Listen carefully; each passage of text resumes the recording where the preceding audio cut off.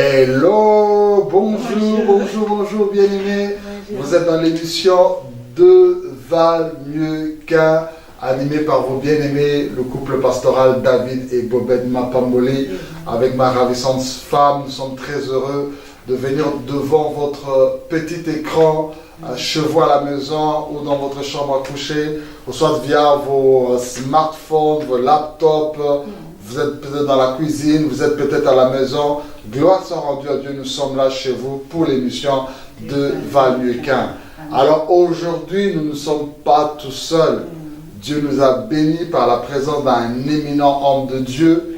Il réside ici en Belgique, mais il a un ministère avec un impact vraiment international. Il est le pasteur de l'église internationale de la Flandre orientale, dont il y a 2 extensions, une à Alost et une à Gand. Il est marié, père de famille, c'est un conférencier, il bénit beaucoup le corps de Christ dans le monde entier et c'est aussi un conseiller conjugal. Nous avons eu le privilège quelques années, moi et ma femme, de pouvoir être là à ses émissions, aux activités qu'il fait et être compté aussi parmi les orateurs lors d'un grand dîner de gala pour les couples qu'il a effectué.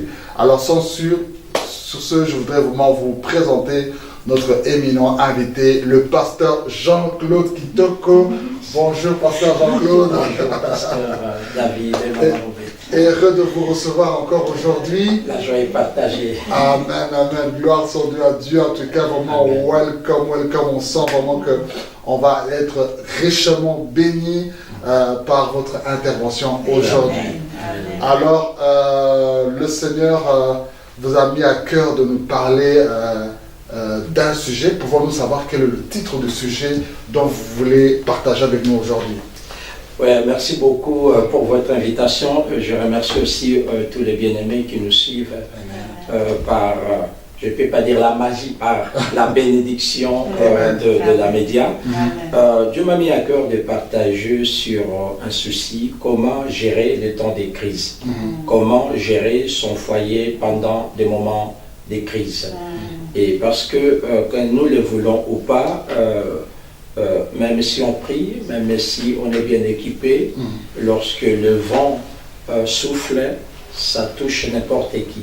Mais maintenant, c'est à nous, le couple, de savoir comment maintenant naviguer pendant ce temps. Même un avion, à une certaine distance, connaît aussi de zones de turbulence. Cependant, le pilote, il connaît.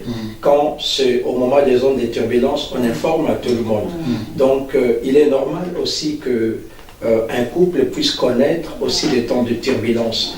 Alors, c'est notre souci, essayer d'aider les couples, les amis qui nous suivent, nous aider nous-mêmes à connaître comment gérer ces temps de conflit dans la vie de couple. Amen. Donc le thème c'est comment gérer le temps de crise dans le couple. Moi je croyais la crise c'était seulement en politique et tout. Donc il y en a aussi la crise dans le couple et tout. Oui. Donc la crise c'est partout. Et surtout dans ces temps les derniers, cette crise s'accentue davantage. C'est la raison pour laquelle nous avons tout intérêt de savoir comment gérer ces temps. Le Seigneur dit dans sa parole que dans les derniers temps, il y aura des temps difficiles. Or, ces temps difficiles viennent aussi affecter la bonne marche des couples. C'est la raison pour laquelle, lorsqu'un couple est mieux équipé, aiguisé, par rapport à la parole de Dieu, par rapport aussi au conseil des éminents serviteurs comme vous, et je pense qu'on pourra faire face par rapport à ces crises. Donc, quand on traverse ces moments, on peut même en sourire, parce qu'on sait que Dieu nous a équipés. Nous sommes vraiment des personnes sur qui Dieu et les autres peuvent compter, parce que nous sommes passés par là et nous sommes sortis plus qu'un vainqueur. Amen. Waouh, gloire à Dieu. Donc aujourd'hui, on va vraiment être équipés pour savoir comment gérer le temps de crise dans le couple ou comment affronter les temps de crise. Alors, j'ai un point d'interrogation pendant que vous parliez, pasteur Jean-Claude, mais quelles sont les causes des crises et quelles sont les crises aussi, parce que comme ma femme l'a dit, quand on voit crise, ça sera à la télévision, on montre toujours crise économique, crise politique. Alors, peut-être les gens se retrouvent, ils nous suivent, quand vous dites crise, peut-être ils passent quelque chose mais ils ne comprennent pas que c'est ça la crise, ou bien d'autres personnes savent quelles sont les crises, mais ils ne savent pas quelles sont les causes des crises. Bon, est-ce que vous pouvez un peu nous dire quels sont certains exemples de crises dans les couples et quelles sont les causes qui font que ces crises arrivent dans les couples? Lorsque nous parlons des crises dans des couples, les crises dans des couples c'est différent par rapport à l'économie, ou à l'économie c'est que bon, ces derniers temps j'ai des marchandises mais il n'y a pas des clients. Voilà. Donc ça ce sont des choses on peut dire économiquement. Mais dans la vie de couple, lorsque nous parlons des crises, nous parlons des temps de tension, nous parlons des temps d'incompréhension, nous parlons des temps où il n'y a plus l'harmonie, nous parlons des temps où il y a la méfiance, nous parlons des temps où il y a des soupçons, nous parlons des temps où même l'éducation des enfants peuvent être une source de conflit. Alors, pour maintenant maîtriser, savoir comment gérer, la première chose et le premier conseil que je donne, il faut savoir analyser le différent. Donc, c'est-à-dire dans chaque crise, quand nous parlons d'analyser les différents, c'est-à-dire nous avons des points de vue différents. Ce n'est pas parce que on devient une seule chair qu'on passe de la même manière. Donc, dans la vie de couple, il y aura toujours quelqu'un qui aura une longueur d'avance par rapport à l'autre. Donc, nous devons savoir gérer nos différends. Lorsque nous n'analysons pas, donc c'est-à-dire quand il y a la crise, et dans certains couples, il y a des crises qu'on appelle des crises répétitives, c'est-à-dire le même cause produit le même effet. Alors, il faut savoir maintenant gérer nos différends. C'est-à-dire, qu'est-ce qui fait que à chaque crise, nous arrivons à ça? Par exemple, chaque crise, nous arrivons toujours aux disputes. Chaque crise, nous arrivons aux incompréhensions. Donc, la première chose que chaque couple doit faire, c'est analyser. C'est lui qui connaît les causes peut bien régler certaines choses. Or, les grands problèmes dans beaucoup de couples, on n'arrive pas à découvrir nos différends. Donc, nous avons des opinions différentes. Je prends un exemple. Dans un couple, il y a le mari qui aime le bleu, mais la femme aime les roses. Mais c'est le même salon. Donc, il faut qu'il ait une seule couleur. Donc, il y a des moments où, quand on connaît déjà, on analyse nos différends, ça peut permettre, ça peut éviter d'arriver à certaines crises. Et c'est pour cela on attend parfois certaines personnes, toi tu es toujours comme ça. C'est-à-dire, il connaît déjà la personne. Il y a certaines personnes qui n'aiment même pas qu'on touche à leur famille. On peut faire quelque chose, il peut y avoir des projets, on peut dire que non, pour l'instant, on peut faire non, moi, ma famille, vraiment, tu sais. Donc, il y a certaines choses, tu sais que si j'appuie sur ces boutons, ça va exploser. Mais il y a des gens qui savent déjà, il y a déjà des boutons rouges qui peuvent intensifier, qui peuvent allumer le feu. Alors, on va toujours, il faut savoir, qu'est-ce qui nous amène toujours à des divergences. Qu'est-ce qui nous amène? Parce qu'il y a le langage, il y a la culture, il y a l'éducation, il y a beaucoup de choses qui font que dans un couple, on peut s'aimer et vraiment s'aimer, mais parfois il y a toujours des différends parmi nous. Ça m'a beaucoup touché, pasteur, parce que souvent, chérie, on enseigne, on parle aux gens que non, bon, quand 1 plus 1 est égal à 1, et ça veut dire que quand on dit 1 plus 1 est égal à 1, ça veut dire que le langage que je dois avoir doit être vraiment ce que toi, le langage que ma femme doit avoir, ce que moi j'aime, c'est vraiment ce que ma femme doit aimer. Et maintenant, quand on tombe sur ce que vous dites qu'il y a un fait, c'est qu'on peut être unis, mais tenir compte qu'on peut être aussi différent au niveau des goûts. Surtout l'exemple que vous avez dit, l'autre a peut-être une tendance pour le bleu, un autre une tendance pour la couleur. On n'a pas la même pensée. Il faut comprendre qu'on est un peu différent. Et souvent, le problème, c'est que les gens veulent que ce que moi je pense, c'est que mon mari ou bien ma femme doit seulement penser de la même manière. C'est-à-dire que si je donne un projet, elle ne peut pas avoir un avis différent. Donc, ça c'est une erreur. Je peux vous donner un petit exemple. j'aime pas beaucoup les poissons. Ok. Je suis pas trop poisson. Bon, je mange le thomson, le tilapia, mais je suis pas vraiment trop poisson. Les mabos qu'il a, je suis pas là. Ok. Mais ma femme aime ça. Ma femme a grandi dans ça et tout. Mais qu'est-ce qui arrive? Je l'empêche pas de manger ce qu'elle aime et elle ne me prive pas de manger ce que j'aime. Il y a même des choses, elle prépare pour moi, mais elle-même, elle ne mange pas. Donc, c'est-à-dire, il faut savoir nos différents et que nos différents ne deviennent pas des sources de conflits. Donc, dans la vie des couples.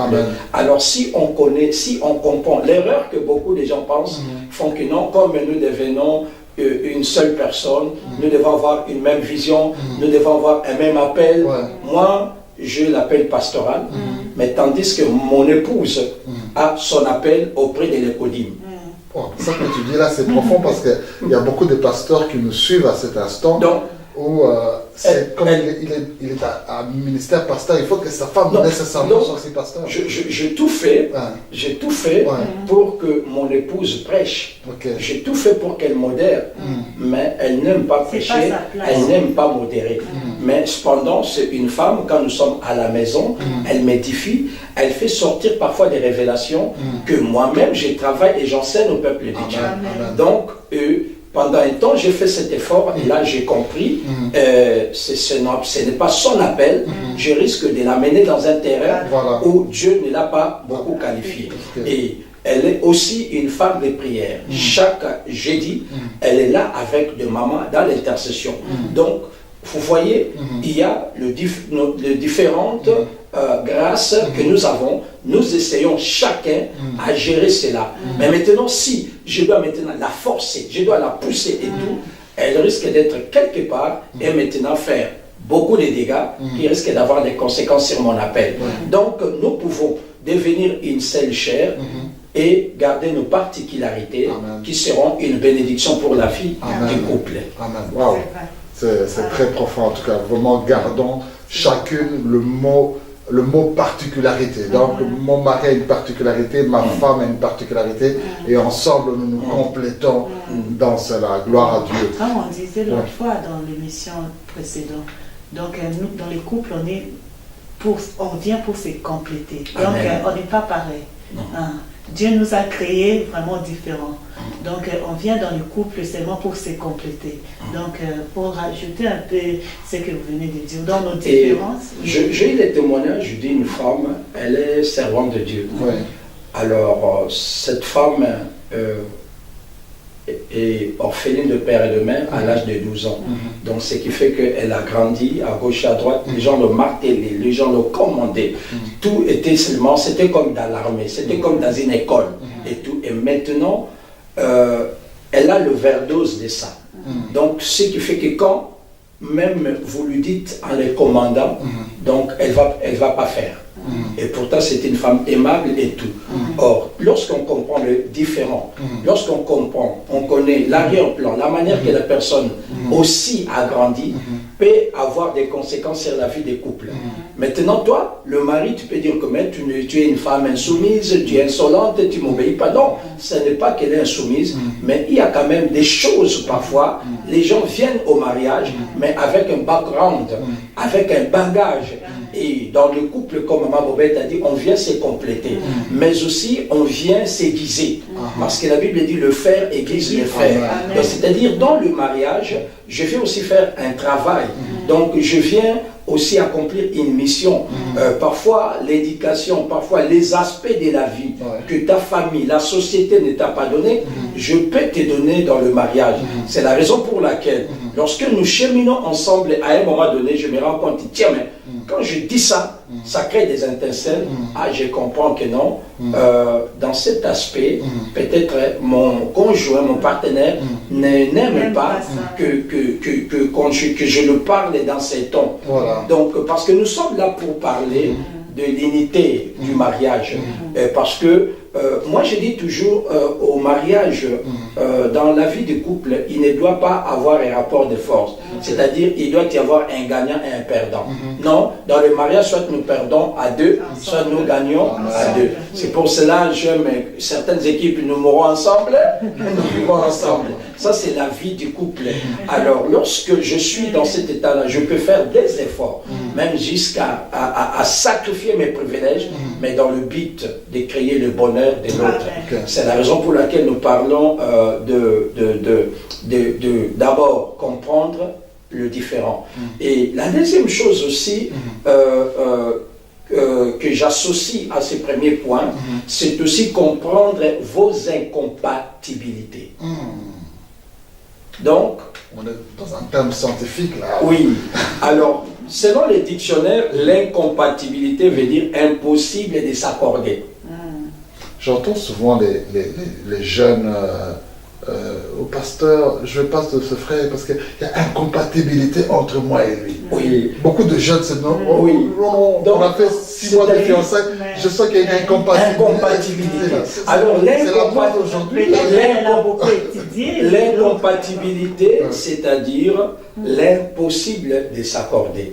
Or, ce que je peux, ou bien on peut aider ces jeunes-là, c'est-à-dire nous pouvons être incompatibles dans certains points, mais vivre au mariage. C'est-à-dire quoi? Parce que là, nous sommes en train de parler de comment gérer le temps des crises. Donc, c'est-à-dire, les couples est bien, mais maintenant, dans un temps de crise, on se rend compte que sur notre point de vue, même si on commence le matin jusqu'au soir, nous n'allons pas trouver la solution. Et c'est là que nous appelons l'incompatibilité. Donc, c'est-à-dire, il y a des débats où la Bible dit faute de bois, le feu s'éteint. Mais il y a certaines personnes, depuis le matin, vous essayez à donner des conseils, l'autre reste et campe dans sa position. C'est là que nous parlons de l'incompatibilité. Donc, c'est-à-dire, maintenant, quand il y a des crises, non seulement je découvre la source de problème, maintenant je peux aussi me dire, sur certains points, nous avons l'incompatibilité. J'ai un témoignage qui m'avait fortement édifié. Il y avait un monsieur qui est réglé. Le monsieur aime, même dans la garde-robe, que les chemises soient rangées par rapport à leur couleur. Donc le monsieur est pointillé, le monsieur est ordonné, même les costumes et tout. Tandis que la femme est l'opposé. Mais les deux s'aiment beaucoup. La femme est désordonnée. Et c'était tout un problème dans ce couple. Alors, comment ils ont trouvé la solution?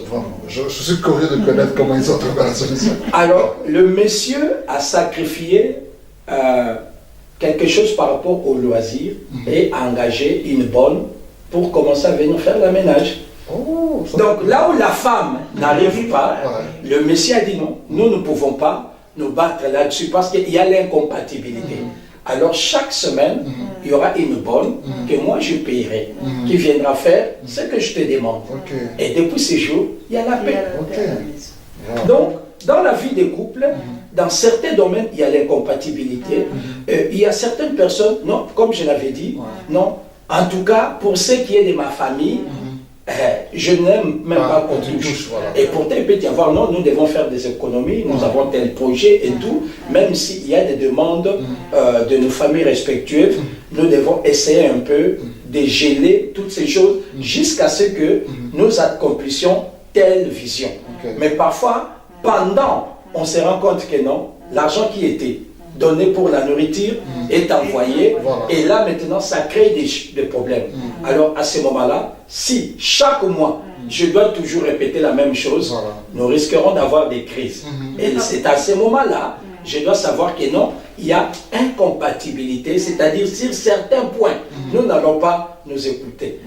Je prends un exemple. Bientôt nous allons commencer le mondial. Moi j'aime beaucoup le foot.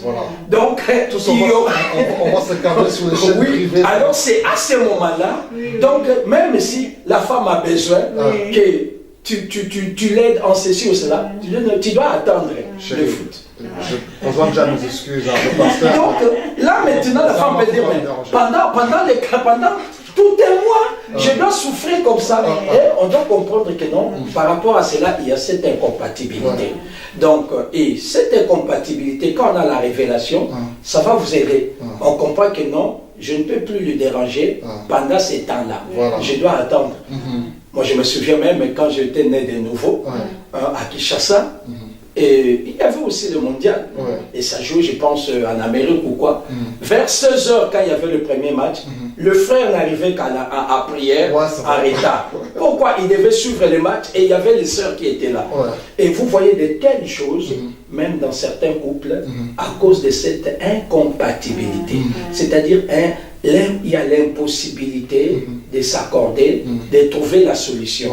Et maintenant, pour faire face à cela, je dois comprendre, tiens, c'est vrai, dans certains débats, avec monsieur, avec madame, en tout cas, nous ne trouverons pas de solutions. C'est pour cela on entend certaines personnes dire, comme les Quinois disent, n'a raison, n'a tort, n'a péché. Mais papa venait de dire pour ce frère qui a trouvé quelqu'un pour faire le travail que la femme devait faire, la femme de ménage et tout. Mais il y a des frères qui nous regardent, ils peuvent demander, mais si je n'ai pas de moyens pour payer à quelqu'un, pour qu'il vienne arranger et tout, comment alors ce monsieur va faire? Alors là, j'ai donné un exemple par rapport à un point d'incompatibilité. Cela ne veut pas dire que toutes les femmes sont désordonnées. Les contraires aussi. Donc il y a des femmes qui sont ordonnées, mais il y a des messieurs qui sont désordonnés. Quand ils rentrent du boulot, ils jettent les chaussures à gauche, à droite, les chaussettes à gauche et à droite. Donc c'est-à-dire, même aussi un homme peut aussi être désordonné. Donc moi je prends un exemple, à un moment donné, avec la vie ministérielle, avec beaucoup de choses, nous avons quand même trouvé une femme de ménage qui vient une fois par semaine. Donc nous les payons, il y a des titres services, ça ne coûte pas beaucoup et elle peut venir une fois par semaine pendant 4 heures. Elle va faire vraiment des travaux, des fonds, elle va nettoyer des vitres. Nous on a 3 étages, on a 3 niveaux. Donc elle va commencer depuis en bas jusqu'à haut et mon épouse peut maintenant rester seulement dans la gestion de ce qui a été fait. Donc, c'est-à-dire, la vie des couples demande aussi un prix, demande aussi des sacrifices, et surtout par rapport aussi au statut du couple. Donc, au statut du couple, lorsque vous êtes messieurs, tout le monde et tout, bon, mais quand Dieu vous amène à un certain niveau, vous devez savoir que vous accueillez les gens, vous devez savoir que vous êtes aussi sollicité, et toutes ces choses engage, donc je peux dire en quelque sorte, provoque des formes, mais provoque aussi une façon de vivre. Alors, il faut dans la vie de couple qu'on arrive à assumer cela.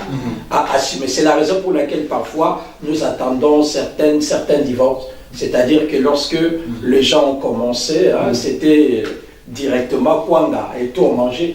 Mais quand on monte à un certain niveau, on vous accueille dans des classes. Moi j'étais étonné, une fois je suis parti au Canada, on m'a mis dans la même chambre, je vous dis, la même chambre qu'a dormi Hillary Clinton.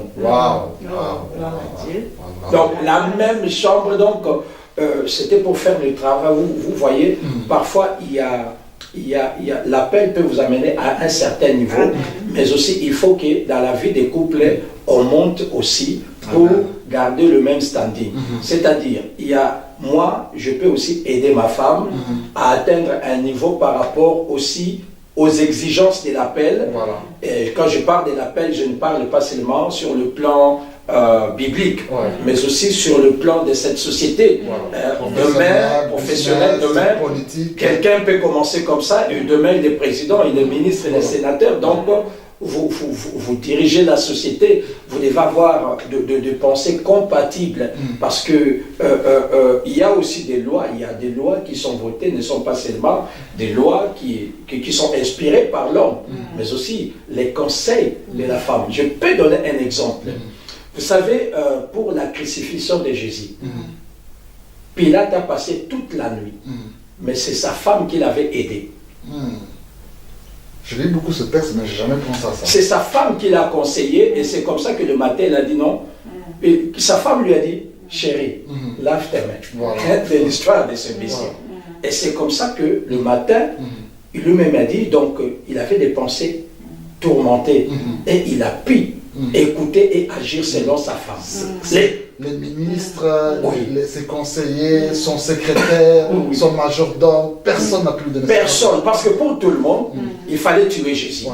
Mais sa femme l'a conseillé. Donc ça, c'est aussi quelque chose qui montre que dans la vie du couple, lorsque nous sommes compatibles, Ouais.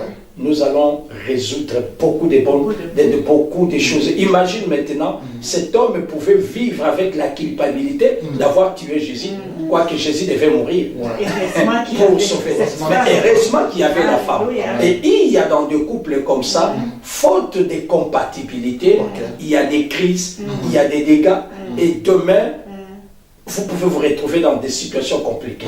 Donc, l'une des choses aussi, et Maman Bobette, j'ai compris une chose, aussi, hein, le mot de beaucoup de couples, parfois nous pensons seulement à l'infidélité. Nous pensons que, bon, parce que ma femme ne me donne pas de l'argent, non. Et j'ai compris que la grande partie des crises dans des foyers, c'est l'incompatibilité. C'est-à-dire, à un certain moment, c'est comme si c'est un effort qui est fait des deux côtés pour ne pas trouver la solution. Moi, je ne lâche pas, moi, je ne lâche pas, je ne lâche pas, je ne lâche pas. Bon, reste comme ça, reste comme ça. C'est ça. Et on peut voir une semaine, 2 semaines, et c'est déjà, ça crée maintenant une forteresse. Donc, les gens vivent dans cette forteresse, et ça devient une habitude, et parfois, ça peut amener dans des divorces. Et pourtant, c'était facile, parfois, de comprendre certaines choses. La Bible nous dit ceci dans Amos, 2 peuvent-ils marcher ensemble sans se mettre d'accord. Donc, c'est là le point incompatibilité. 2 peuvent marcher ensemble. Or, dans la vie de couple, nous ne pouvons pas marcher ensemble si on ne se met pas d'accord sur tout et sur rien. Ouf, gloire à Dieu. Il y a un flot de révélations que Alléluia. on est en train de recevoir. Nous-mêmes ici dans le studio, on le sent. Vraiment, Dieu est en train de nous parler, surtout de notre couple. On reçoit vraiment beaucoup d'instructions. Et je pense aussi que là où vous êtes, vous recevez beaucoup et vous êtes en train d'écrire. Et je pense aussi que vous allez partager cela à beaucoup de gens. Alors, pasteur, tu avais un mot que tu avais dit au début de l'émission. Tu parlais d'équipement. Et je pense que les gens maintenant ont compris que non, la phase où on est en train de passer, c'est une crise. Ou soit la situation qui arrive, c'est qu'il y a une crise qui commence, ou bien on est déjà dans la crise, mais on ne sait pas comment sortir. Quels sont maintenant l'équipement ou les remèdes, ou comment les gens peuvent surmonter ce temps de crise? Est-ce qu'il y a une recette magique ou des pas qu'il faut faire? Donc, avant d'arriver à cette question, j'aimerais ajouter quelque chose sur les 2 points que j'ai partagés. Connaître nos différences, mais connaître aussi nos incompatibilités. Vous avez dit quelque chose au début que non, beaucoup pensent que nous devons être vraiment, comme on est une seule personne, penser la même chose, avoir le même langage, le même goût. Donc, le même goût. Je pense que à un certain moment, c'est vrai. Mais croire que cela marche dans les couples, c'est faux. Pourquoi? Même les fruits d'un même arbre n'ont pas la même couleur. Donc, dans un seul arbre, il peut y avoir des manguiers, mais non pas le même poids. Il y a ceux qui mûrissent tôt et ceux qui mûrissent tard. Non pas le même goût. C'est la raison pour laquelle pendant la récolte, moi, j'ai la grâce dans ce pays de faire la récolte, la cueillette. J'ai fait la cueillette de pommes, de poires,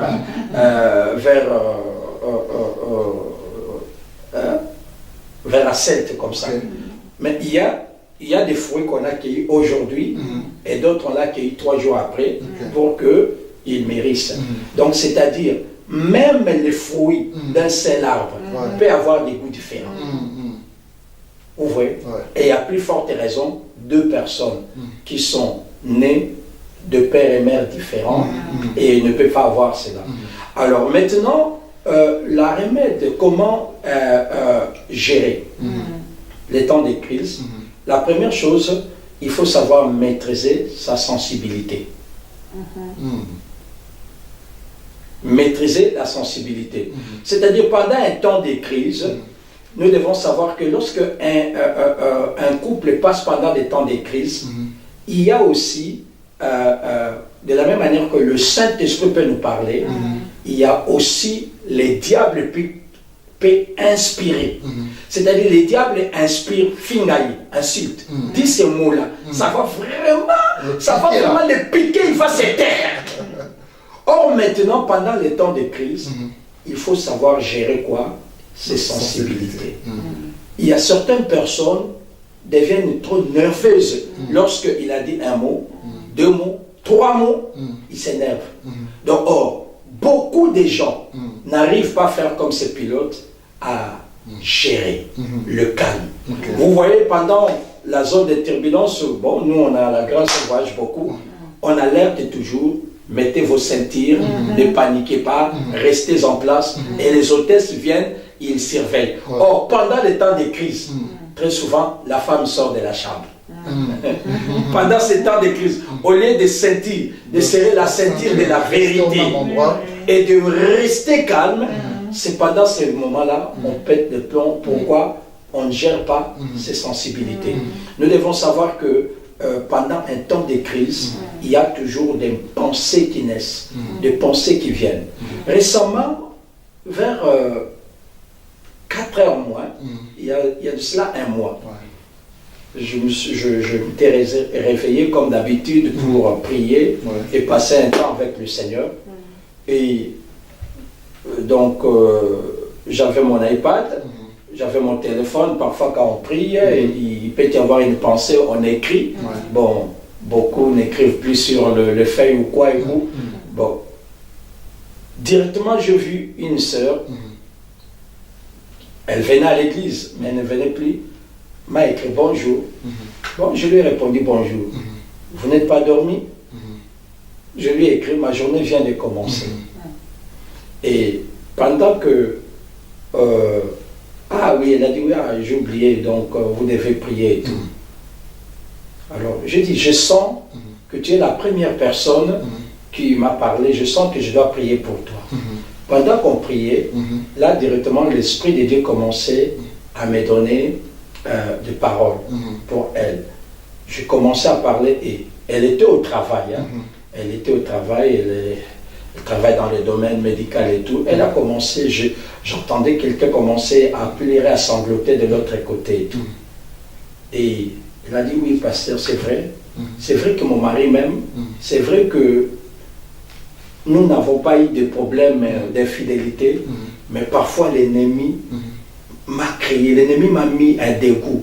Je ne le prends plus comme mon mari, j'ai un dégoût, et il y a même des esprits, il y a même des pensées qui me viennent, pourquoi pas tu peux aller chercher ailleurs. Vous voyez? Donc pendant les temps des crises, des inspirations que le diable donne.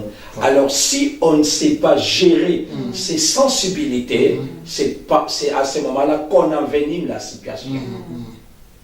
Qu'on envenime la situation. Donc j'ai vu même quelqu'un insulter sa belle-mère pendant des temps de crise. Vous voyez pourquoi? Parce que la personne n'a pas géré ses sensibilités. Or, ce ne sont que des crises passagères. Et lorsque la crise va passer, mais ton conjoint reste avec l'insulte de sa mère. Tu m'as insulté, tu as insulté ma mère. Je peux tolérer que tu m'insultes, que tu me dises à moi, mais tu as insulté ma mère. Et de sur quoi la mère est morte. Vous voyez donc, la première chose que je pense, si nous voulons vraiment sortir vainqueurs des temps de crise, c'est aussi savoir gérer nos sensibilités. Parce que la première chose, j'ai compris l'origine de nos conflits. J'ai compris qu'il y a certains points, même si Jésus descendait en personne, nous n'allons pas nous accorder. Alors, ce n'est pas une raison pour commencer à te manquer de respect, commencer à tout casser. Je dois maintenant me maîtriser et maîtriser mes sensibilités. Vous savez, tous les conflits dans le monde, c'est parce que quelque part on n'a pas maîtrisé nos sensibilités. Parce qu'il y a un ego en nous. il y a un point, il y a une dimension que je n'aime pas qu'on touche. Et quand on touche là, je me sens trahi, je me sens en quelque sorte diminué et ça me pousse d'exploser. Et c'est à ce moment qu'on doit savoir gérer les sensibilités. Vous savez, le Seigneur avait l'art de gérer ses sensibilités. On vient lui poser des questions, tout le monde voulait qu'il parle, Jésus écrivait par terre. Parce que c'est lui qui sait gérer ses sensibilités, il sait gérer la tension. Vous savez, récemment, quoique je ne suis pas fan et tout, je parlais avec quelqu'un, il me dit, pasteur, si on parlait de foot, parce que j'étais footballeur, permettez-moi de donner cet exemple. Il a dit, la force des Real, nous savons gérer le match. Même si on nous menace, on sait comment gérer les matchs. Et à un moment donné, bondir. Là, mon mari est content. Bondir et gagner. Donc, c'est-à-dire, c'est lui qui ne sait pas gérer les choses. À un moment donné, quand vous êtes malmené, tu vas paniquer, tu oublies même combien la femme, cet homme a été une bénédiction pour toi. Vous avez oublié les parcours. Pourquoi? Parce que vous n'avez pas géré la sensibilité. Moi, lorsque je me mariais, mon pasteur, mon père spirituel, le pasteur Kibutu, que je salue en passant, me disait, lorsque il y a des temps de crise, quand tu sens que ça ne s'apaise pas, sors, va au parc, prends l'air. Parce que quand tu restes là, à un moment donné, tu seras désarmé et tu risques de dire ou de faire de bêtises que tu vas regretter. Donc, savoir gérer ses sensibilités. Donc, nous avons les fruits de l'esprit qui sont là, qui peuvent nous aider à gérer nos sensibilités. Ça, c'est vraiment la première chose, le premier conseil. Il y a encore d'autres conseils qu'on peut toujours donner. Ok, waouh, on est vraiment bénis. Ça nous donnera envie vraiment de rester là des heures à vous écouter, pasteur. Mais vous connaissez les aléas du monde des médias. On ne sait pas tout à dévoiler par une seule émission. Mais comme on est en train d'avancer petit à petit, quels seraient peut-être les deux petits conseils que vous pouvez rajouter de manière brève pour que les gens puissent en profiter? Je voulais quand même demander une question. Je voulais demander que dire aux gens qui baissent le bras pendant ces temps de crise.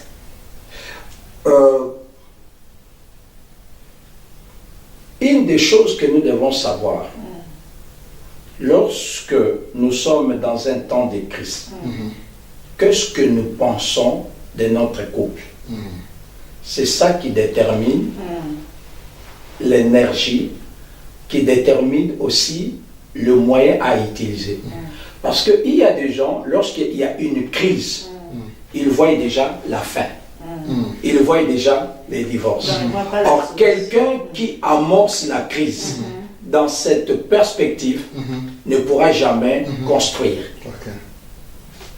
Donc, lorsqu'il y a une crise dans un couple, je dois comprendre la crise ne veut pas dire l'échec. Ouais. Donc, la crise n'est pas le chèque. C'est-à-dire, dans un domaine du couple, nous ne pouvons pas nous entendre, mais cela ne veut pas dire qu'on ne s'entend pas.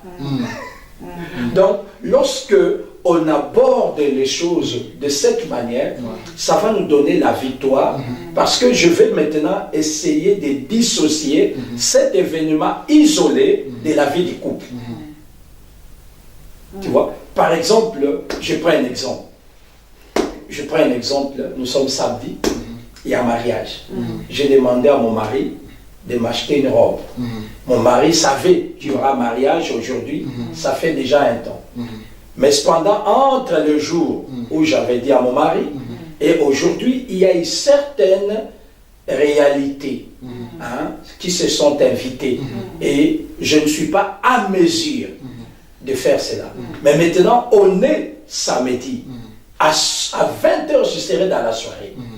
Est-ce que je dois en faire de cet élément-là vraiment un échec de notre mariage, ou bien je peux dire que tiens, dans le passé, il a pris soin de moi, dans le futur, il prendra aussi soin de moi. Amen. Alors pour aujourd'hui, je le pardonne, je cherche une autre solution, on avance. Quoique, cette journée-là ne sera plus ce que je pensais. Amen. Donc, c'est-à-dire, dans des crises, donc nous devons aussi prendre des crises, comme l'orange. Quand on enlève, il y a des sections, chaque crise doit être gérée d'une manière particulière et non d'une manière générale. Donc, ce que je peux dire, lorsqu'il y a crise, d'abord, quelle est la vision que j'ai de mon couple maintenant? Amen. Mon mari m'a trompé. Est-ce que je vais divorcer? Ou bien je dois continuer et l'aider à devenir fidèle et abandonner cette voie-là? Donc, vous voyez, il y a des gens, lorsqu'il y a une crise, il a déjà une idée négative, il voit l'échec, il voit les chaos, il voit les fiascos, il commence à voir, j'ai perdu mon temps avec ce monsieur, il ne va pas... Alors, une telle personne, quelqu'un qui aborde ce virage de cette manière, va passer de l'autre côté. Mais lorsque quelqu'un peut se dire, tiens, il y a crise, mais nous avons un Dieu. Amen. Un Dieu qui est capable. Amen. Nous ne sommes pas seuls. Il a dit, avec moi, nous ferons des exploits. Amen. Et quelqu'un qui aborde des choses de cette manière a plus la chance de réussir. Je vous dis une chose, je vais vous livrer un secret. Lorsque je suis arrivé, ça fait 25 ans que je suis en Europe. Quand je suis arrivé, j'étais fiancé, mon épouse, nous nous sommes connus, nous nous sommes vus que 3 mois avant que je voyage. Je lui avais laissé la Bible. J'avais dit, la seule garantie que nous allons nous marier, ce sera le jour où tu vas me remettre cette Bible. Et c'est avec la Bible qu'elle est restée. Et puis, 3 ans après, elle m'a rejoint. Et je vivais pendant les 3 ans comme célibataire. Donc moi-même, je sortais, je rentrais, je préparais et tout. Et même quand elle était là, j'avais toujours le comportement d'un célibataire. Donc c'est-à-dire, il y avait mes amis qui venaient, qui ouvraient les frigos, qui prenaient, qui mangeaient. Donc je n'arrivais pas à comprendre que maintenant, ils ne peuvent plus faire ça. Tu sais qu'actuellement, il y a beaucoup de gens qui sont dans le mariage, pasteur, qui vivent toujours comme des célibataires. Oui. Et la femme se plaint, mais tu sais pas que tu m'as marié. Tu m'as marié. Donc, ce qui fait qu'il y a des gens qui venaient, ils ouvraient la marmite, ils bouffaient tout. Or, ils devaient maintenant entrer et attendre qu'on leur serve. Si on ne vous sert plus, c'est qu'il n'y a pas. Donc, il y avait pendant un temps, donc, l'incompatibilité. Mon épouse m'a dit, papa, je ne vais pas fuir pour que tu dises que j'ai fui. J'avais envie de venir en Europe. Est-ce que tu ne peux pas m'acheter les billets que je retourne au Congo? Parce que je sens que moi et toi, ça ne va pas marcher. Et c'est cette question qui m'a fait la réflexion. Et depuis ces jours, j'ai commencé maintenant petit à petit à changer, à changer. Tu te rends compte que mon épouse est venue, j'avais seulement le lit d'une seule personne. Mais on est resté là avec le lit d'une personne. C'est pour vous faire comprendre que non, je ne pensais pas que je devais acheter le lit de 2 personnes. Voilà, tout à fait. Je n'avais que 3 marmites, du riz, des légumes et puis de la viande. Donc, ce sont des choses comme ça qui arrivent. Et lorsque mon épouse m'a dit ça, ça m'a touché, ça m'a travaillé. Je commençais à faire l'effort. Pasteur, je vous dis, si je vous disais que je ne sais plus quand est-ce que j'ai levé ma main, même pour gifler mon épouse, vous n'allez pas croire. Pourquoi? Parce que c'est un travail qui a été fait dans ma propre vie, parce que j'abordais la vie des couples dans l'idée, le mariage, mon mariage est une bénédiction. Amen. Donc lorsqu'il y a la crise dans le couple, la première chose que chaque conjoint doit d'abord définir dans sa tête, mon mari, ma femme est qui? Quand tu définis ta femme comme un problème, sache que vous êtes déjà sur une mauvaise voie. Mais quand tu considères ta femme, ton conjoint comme une bénédiction, dans n'importe quelle crise, tu ne vas pas perdre cette bénédiction. Amen. Parce que la bénédiction de l'Éternel enrichit. Amen. Or, beaucoup de gens dans des couples, quand il y a une crise, on oublie des bons moments. On oublie que cette personne t'a fait sortir des situations. Oh, papa, moi, quand je regarde par où je suis passé, je me disais, si ce n'était pas cette femme-là, je ne sais pas qu'est-ce que je peux devenir. Une femme, vous restez avec la femme, elle ne vous demande pas l'argent. Ce que vous lui donnez, c'est avec ça qu'elle va se contenter. Mais je me dis, avec des responsabilités que j'ai, si je devais avoir une femme qui demandait à elle son argent, ah, je suis foutu. Donc, lorsqu'il y a crise, la première chose, maman, c'est de définir qui est le conjoint que nous partageons ces temps de crise. Si c'est une bénédiction, même dans la crise, je dois l'honorer comme bénédiction. Amen. Je dois la répondre comme une bénédiction. Je dois la chérir comme une bénédiction. Amen. C'est vrai que pendant un temps, nous ne sommes pas en accord par rapport au point X, par rapport à tel sujet, mais la personne reste toujours une bénédiction. Amen. Or, de telles logiques, des armes et des diables qui viennent te dire non. Celui-là, non, tu passes l'état. Tu n'as pas vu Bernard. Tu fais quoi avec Bertella? Tu fais quoi avec Albertine et tout? Mais quand je comprends que c'est une bénédiction, Amen. je dois traiter des choses autrement. Amen. Et je pense que c'est ce qui nous manque. Quand il y a la crise, on oublie tout. Même Dieu dit compter le bienfait. Alors dans la vie de couple, quand il y a des crises, il faut aussi apprendre à compter le bienfait. Le bienfait de l'autre. Ouais. Mets-les devant tes yeux. Et à un moment donné, tu vas relativiser. Tu vas dire non, diable, tu es vraiment diable. Amen. Mais ici, tu ne mourras pas. Amen. Donc chérie, je comprends qu'on divorce pour rien du Pour tout. rien du tout. Ouais. On divorce pour Il y a rien. certaines choses que... Et Il y a certaines personnes choses on pourrait déjà arranger. arrangées. Et j'ai déjà vu des gens, il a divorcé avec Albert et il a épousé Pierre. Il commence à regretter Albert. Voilà. Or, Albert aussi s'est engagé. C'est ça. Voilà. Ah, c'est Tout à ça. fait. Oui. Donc, Oui. Amen. Amen. Donc Amen. il faut connaître la valeur de ton conjoint. Pendant les temps de Pendant que crise. vous- oui, oui, Ouais. c'est Amen, ça. amen. Gloire soit rendue à Dieu. Vraiment, chers téléspectateurs, chers internautes, nous sommes avec le pasteur Jean-Claude Kitoko qui nous parle comment gérer les temps. Qui nous parle et qui toque aussi. Kitoko veut dire joli. Il se parle vraiment de manière bien, comme ma femme a dit, sur comment gérer les temps de crise dans le couple et comment affronter le temps de crise. Alors, avant que nous puissions prier avec vous, parce que je sais que vous êtes touchés, le pasteur Jean-Claude Kitoko a dit beaucoup de bonnes choses intéressantes. Dieu nous fera grâce que dans les prochaines émissions, nous puissions encore le recevoir sur notre studio. avec plaisir. Mais je voudrais encore, pasteur Jean-Claude, si tu peux dire un dernier mot avant que nous puissions prier pour tous nos bien-aimés qui nous suivent dans le quatre coins du monde. Le dernier mot que je veux dire, c'est connaître la définition des crises. Chez les Chinois, le mot crise veut dire opportunité. C'est pas problème, mais c'est Non. opportunité. En chinois, le mot crise veut dire opportunité. C'est la raison pour laquelle, partout où il y a la crise, les Chinois trouvent sont là. l'opportunité. C'est comme dans notre pays d'origine, la RDC, il y a plein de Il crises, y a on a aussi plein de Plein de Chinois. Chinois. Donc, c'est-à-dire là où il y a des crises, c'est là où les Chinois font l'argent. Ah bon, je ne savais pas.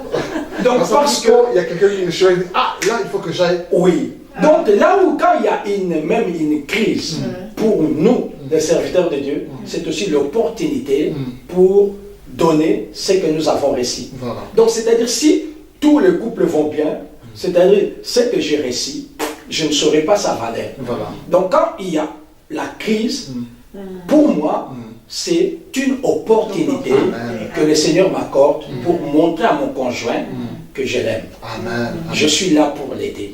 Donc c'est la raison pour laquelle partout où les Européens ont fui, les Chinois sont partis. Et vous allez voir, les Chinois ont gagné tous les marchés, tous les terrains. Et maintenant, les Européens se plaignent. Pourquoi? Parce que dans leur langage, crise veut dire difficulté. Crise veut dire que je risque de perdre si j'investis. Mais Chinois, lui, il a créé même les produits par rapport aux besoins. Et il ne perd pas. Première qualité, deuxième qualité, troisième qualité, à chaque niveau, et il gagne. Voilà. Donc, ce que nous devons savoir, chaque crise est une opportunité Amen. pour encore enrichir l'amour. Amen. Ce qui veut dire, moi, il y a des choses où mon épouse m'a prouvé lorsque nous sommes sortis de certaines crises où moi-même je me disais, je ne sais pas. Mais quand nous avons surmonté toutes ces crises, à un certain moment donné, on s'est dit, bon, on ne sait même pas où Tawapi. Donc, c'est-à-dire, chaque crise est une opportunité pour libérer le potentiel que Dieu a mis en nous. Donc, maman, mamie, qui te reconnaît, vous bénisse. chaque crise libère certains équipements aussi. Parce que quand il y a crise, par exemple, mon mari m'a insulté. Dieu me donne, Dieu me dit, voici, je te donne l'équipement de guérir la lame de ce missile. Mais maintenant, quand on t'a insulté, toi aussi tu insultes. C'est-à-dire, vous avez échoué. Voilà. Donc, pendant les temps de crise, je découvre que, tiens, en tout cas, ma mission n'est pas encore finie dans la vie de cet homme.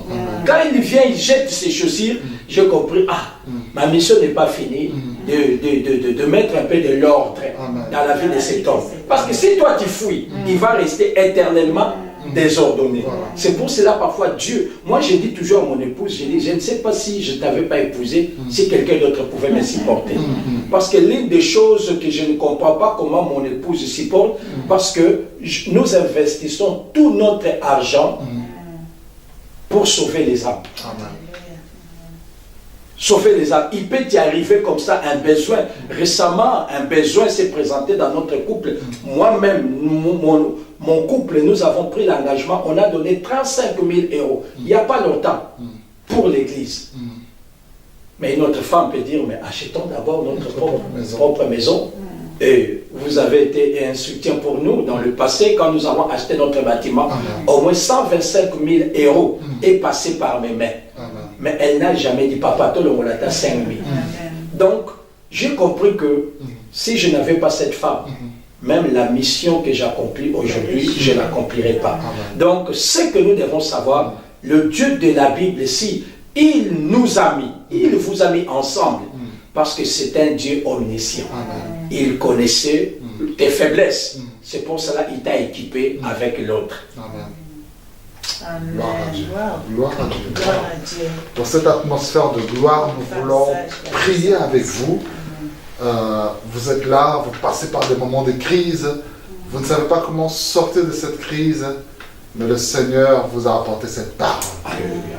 Et nous allons demander à notre invité, le pasteur Jean-Claude Kitoko, il va faire une prière pour vous tous qui nous suivez sur vos petits écrans et croyez à la prière de l'homme de Dieu. Alléluia. Dieu vous sauvera, Dieu vous délivrera. Homme de Dieu. Dieu de gloire, toi l'auteur de toutes tes grâces, nous venons vers toi te confier toutes les familles, tous les couples, tous les ministères qui passent par des moments de crise. Amen. Seigneur, tu nous as dit d'abord de découvrir les causes de nos différentes. Seigneur, je prie pour que tu accordes à chaque couple l'esprit de discernement. Amen. Je te demande, Père, d'amener chaque couple dans un esprit d'humilité, à reconnaître ses responsabilités Yes. dans la mauvaise marche des familles qui amènent, qui plongent des familles dans des temps de crise. Dieu saint, pour créer ce monde, tu avais besoin de la famille. Pour sauver ce monde, tu avais besoin aussi de la famille. Amen. C'est la raison pour laquelle nous croyons, pour la réussite de ce monde, il y a aussi l'impact et la place de la famille. Amen. Père, nous refusons que le diable détruise et ruine nos familles au nom de Au nom Jésus-Christ. de Jésus-Christ. Au nom de Jésus. Dieu saint, quoique tu nous as amenés à vivre ensemble, mais nous sommes aussi à un certain niveau incompatible. Yes. Père, je prie pour que tu accordes la sagesse de vivre dans l'incompatibilité. Amen. Accorde la sagesse. Mon Dieu, je te demande, Père, que les désaccords ne soient pas la source des divorcés. Que les désaccords, Yahweh, soient aussi une source d'inspiration afin de pallier à ces limites au nom de Jésus-Christ. Père, nous prions pour que tu accordes à chacun de nous la sensibilité de se contrôler, la sensibilité de se maîtriser, la sensibilité de gérer les mauvaises pensées qui nous attaquent pendant des temps de crise. Au nom de Jésus-Christ. N'est-ce pas, tu nous dis dans ta parole, si ton ennemi a faim, donne-lui à manger. Seigneur, tu parles déjà de l'ennemi, mais nous devons nourrir, nous devons vêtir. À plus forte raison, c'est lui qui est mon allié. Même dans des temps de crise, Seigneur, je ne dois pas lui priver ce qui lui revient. Je ne dois pas lui priver mon corps. Je ne dois pas lui priver mon aide. Je ne dois pas lui priver mon assistance. Éternel, mon Dieu, je prie pour que pendant ces temps de crise, que tu nous accordes la grâce de nous contrôler. Jésus, même à la croix, tu as dit aux disciples que tu veux même prier le Père pour envoyer la légion des anges. Mais tu as géré tes sensibilités parce que tu voulais nous sauver. Seigneur, celui qui ne gère pas ses sensibilités va tout foutre à l'air. Papa, je prie pour la guérison de couples qui sont pendant des temps de crise. Je prie pour un atterrissage paisible. Je refuse ces crashs. Je refuse la dislocation. Je refuse la séparation au nom de Jésus. Dieu de mon salut, toi le Dieu de Devalmieka, nous te demandons, Père, de bénir ceux-là qui sont dans cette vie à deux. Papa, accorde la sagesse, de l'intelligence. Papa, je te demande pour des couples qui passent par des crises financières. Seigneur, l'or et l'argent t'appartiennent. Seigneur, tu connais des projets que certains couples ont déjà mis en place, faute d'argent. Ils n'arrivent pas et ça crée des tensions. Père, je t'en supplie, ouvre les écluses de cieux et bénis ce couple dans le nom de Jésus. Dieu de mon salut, je prie pour que tu relèves ceux qui sont tombés. Enfin, éternel le Père, de marcher dans la victoire. Accorde la sagesse et ta grâce dans le précieux et béni nom de Jésus-Christ que nous avons ainsi prié. Amen. Amen. Gloire à Dieu.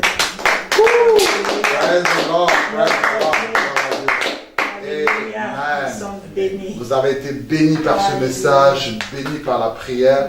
Et vous désirez peut-être avant encore entrer en contact avec nous, demander des conseils, des prières ou quoi que ce soit. Nos coordonnées apparaissent sur le petit écran. Vous avez le numéro de téléphone qui est le 0032 488 36 92 61 qui est disponible aussi sur les réseaux sociaux comme WhatsApp et Imo. Et vous avez aussi notre compte Facebook David Mapamboli dans lequel vous pouvez nous écrire et nous donner toutes les actualités, avoir toutes les actualités de notre ministère. Pasteur Jean-Claude, moi et ma tendre chérie, vraiment, nous ne savons pas comment, les mots nous manquent pour décrire en tout cas le bienfait que Dieu a fait au travers de ton ministère. D'abord pour nous-mêmes et pour tous les gens qui vont suivre, qui suivent cette vidéo à cet instant. Amen. Vraiment, en tout cas, que le Seigneur vraiment vous bénisse abondamment et saluer votre ravissante épouse. On a senti le travail que notre maman fait derrière vous. Derrière un homme. On dit quoi? Derrière un homme. Force se cache une femme forte. Donc, maman est forte derrière papa. Et moi, je peux même dire, nos femmes sont des éléphants qui frayent le chemin devant nous. Gloire à Dieu. Donc voilà, nous sommes arrivés à la fin de l'émission. Le pasteur Jean-Claude Kitoko était notre invité. Pour rappel, c'est le pasteur de l'église internationale de la Flandre orientale et IFO. Ils ont des extensions à Ninove et à Gand. Et donc, sur le petit écran, vous verrez les adresses qui vont apparaître. Certaines personnes peuvent peut-être habiter à Ninove ou habiter à Gand. Vous désirez peut-être, vous ne savez pas où trouver une église. Une église est là. Donc, sous l'écran apparaît le numéro de téléphone du pasteur Jean-Claude ainsi que l'adresse des églises. Comme ça, vous pouvez aller là-bas, trouver une église où Amen. Dieu vous fera du bien et où Dieu bénira votre couple. Amen. Voilà, en tout cas, merci encore beaucoup Merci. à vous tous. Merci aussi à l'équipe technique de TV Lokele pour le travail remarquable qu'ils font pour apporter cette parole chez vous à la maison. Que le Seigneur vous bénisse abondamment. À très bientôt. Bye, bye, bye, bye, bye. Merci beaucoup. Amen. Alléluia. Amen. Amen.